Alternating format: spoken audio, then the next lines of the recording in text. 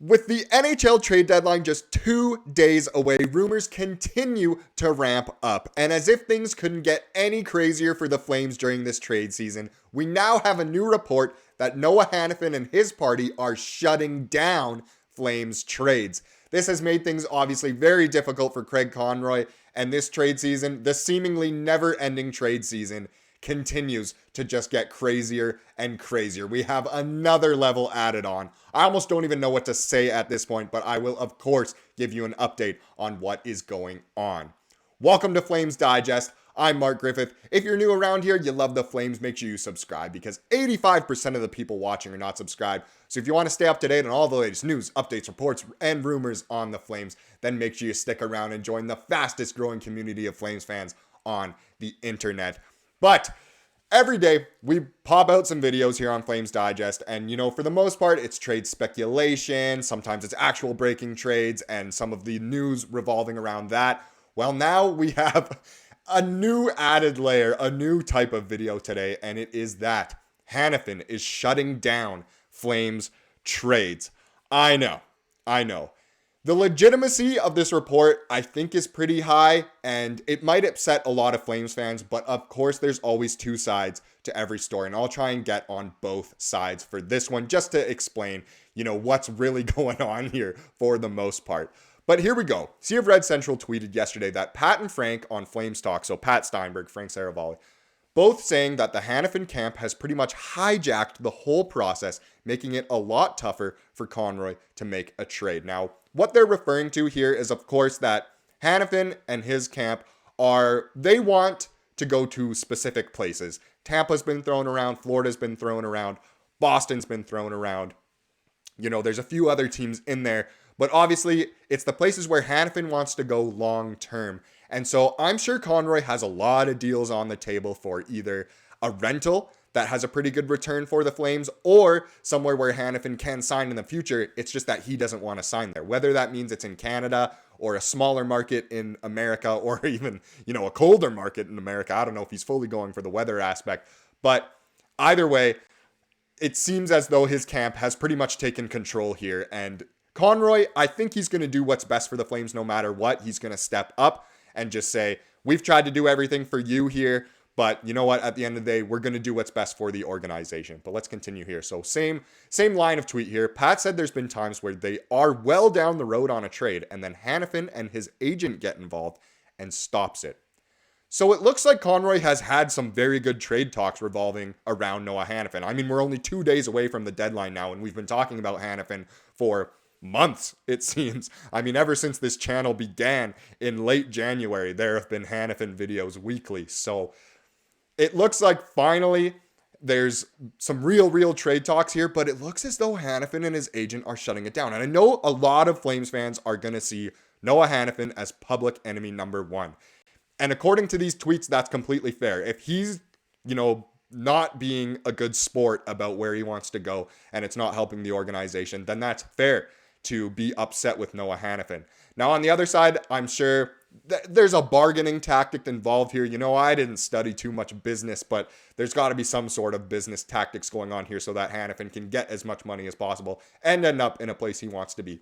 But like I said, Conroy will most likely do what is best for the organization. And if that means that, he'll just ship off Hanifin as a rental and he can deal with it himself in free agency when it comes to a signing and a new contract, then so be it. I think no matter what, Conroy has been, a very good sport throughout all of this. He's done an amazing job as a manager with all of these UFAs he has, acquired ever since Tree Living left. So I think he'll do the right thing here again with Hanifin. He will be dealt before the deadline. I know the other day on the broadcast of the Flames and Seattle Kraken game that it looked as though Ryan Leslie and Eric Francis, they kind of seemed like, hey, maybe Hanifin will re-sign in Calgary, which was a bit of a bomb that kind of went, a lot of people, it went over their head.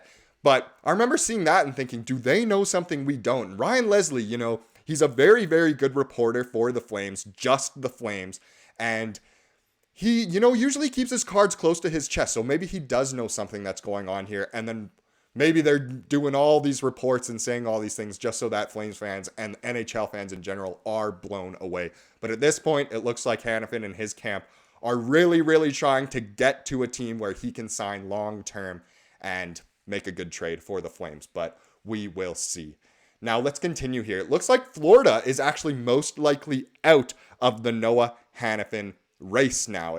I don't know if Florida will continue to pursue Hanifin. I know a few days ago it was speculated that Florida was making a major push for Hanifin, and obviously Florida a top destination for Noah himself. But now, breaking news as of today, Vladimir Tarasenko of the Ottawa Senators has been traded to Florida. Now, at the time of this recording, I don't know what the exact details are of this trade, but it looks like a lot of picks are heading to Ottawa.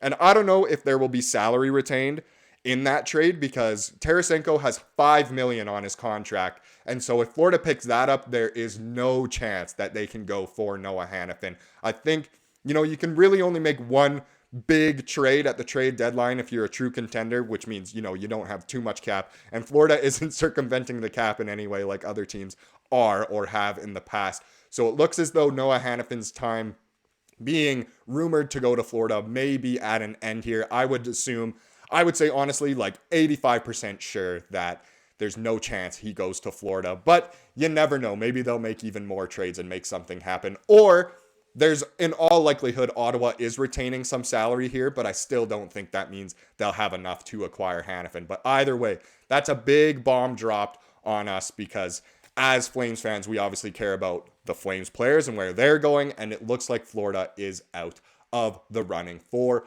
Noah Hanifin.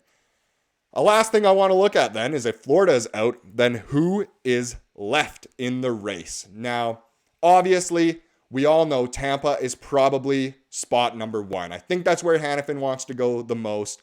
And the problem with them is that they just don't have all that much to offer. They have some pretty good prospects, none that are, just blow us out of the water. And they really don't have many picks. And that's what's funny about Florida too. Not only the salary cap now, their cap room not having enough for Hanifin, but if they traded picks to Ottawa, they already didn't have many picks to begin with, especially first round picks. So there's really nothing Calgary can take from Florida now unless it's a really good roster player at this point, like Lindell or maybe one of their good defensemen that's going to be a UFA like Forsling or even Montour, but I don't think Florida would give up that. So Tampa's still in the running, but let's just continue here. Here's another tweet. So Friedman just now on Sportsnet. Let's drop a Fried bomb. Why not? Boom. Get that going. Sorry, I'll bring that back up again. Friedman just now on Sportsnet, and this is from last night or early this morning, depending on how you want to look at it. No scenario where Hanifin remains with the Flames past the deadline. Tampa is the most likely destination. Package could include prospects and picks, roster player to make it all work. Vegas has looked at possibility of acquiring Hanifin as well. So Tampa Bay still in there. Prospects, picks, sure. I just said, they don't have the best ones available, but a roster player as well could be in the making here for a trade with, obviously, between Tampa and Calgary.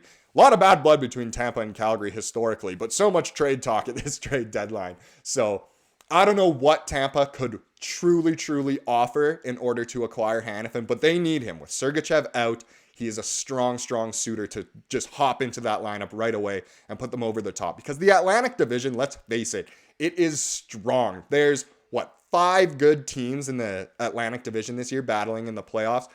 It looks like Florida will be number 1. Then you have Boston, Toronto, Tampa, and even Detroit are playing out of their mind right now. It looks like they'll be sellers at the deadline. Maybe they'll be a dark horse to acquire Noah Hanifin or even Jacob Markstrom.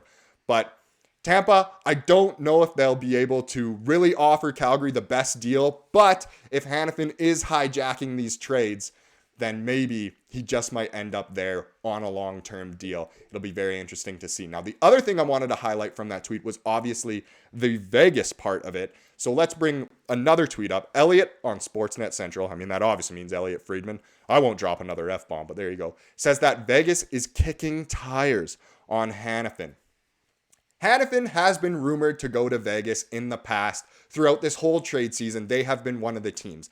And they just recently got back Jack Eichel, but it was at the cost of Mark Stone. Now, a lot of people are saying, That's interesting timing. Looks like some cap circumvention there. Looks like they could be moving some other things around too in order to make Hanifin work. The only thing here is that they just acquired Mantha from Washington. So they'll have to really, really structure something insane, assuming at least a third party, if not a fourth party, gets involved to retain some sort of salary on Hanifin. It's not like Hanifin has the most expensive salary either. I mean, Tarasenko has a higher salary per year than Hanifin does. I mean, they're both just on their last year, but it's right around $5 million for both. But either way, Vegas, they're going to really have to do something insane in order to acquire Hanifin. But once again, he would fit in seamlessly in Vegas. And I think the Golden Knights would be a lot better off and could become easily defending cup champs with Hanifin in their 6 D-men, in their D-corps. He would complement it perfectly, and it would be one of, if not the strongest defensive corps going into the Stanley Cup playoffs. But no matter what, thank goodness the NHL trade deadline is just 2 days away, and all these trade speculations will be over and done with, and we will know exactly where the Flames will be, what sort of assets they will have, what kind of picks, prospects, and players will be involved with the organization.